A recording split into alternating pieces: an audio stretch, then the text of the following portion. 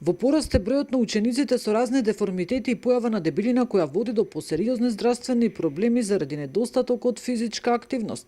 Современиот начин на живот и технологијата си го направија своето. Голем процент на деца своето слободно време наместо надвор со низа активности го поминуваат дома искривени пред своите телефони и компјутери. Жал, статистиките се немилосрдниво делов на негативен пораст на делот на деформитети кои што се јавуваат кај децата.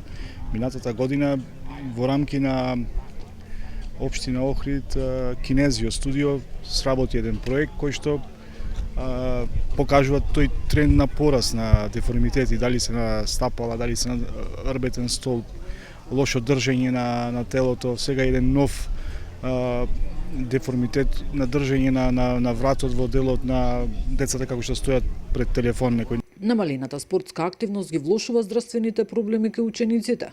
Потребно е да се работи системски, да бидат вклучени и родителите, и наставниците, и сите надлежни, за да се интервенира и промени ваквата состојба која станува алармантна. Само со зголемена физичка активност и со правилна физичка активност може да превенираме сите овие појави кои што ги имаат денеска децата, затоа што современиот начин на живот ни го носи ова што сега го имаме. Прекумерна употреба на паметни телефони, компјутери, затворени децата по дома. Треба се поведе сметка повеќе и од страна на родителите и системски за овие состојби да се променат.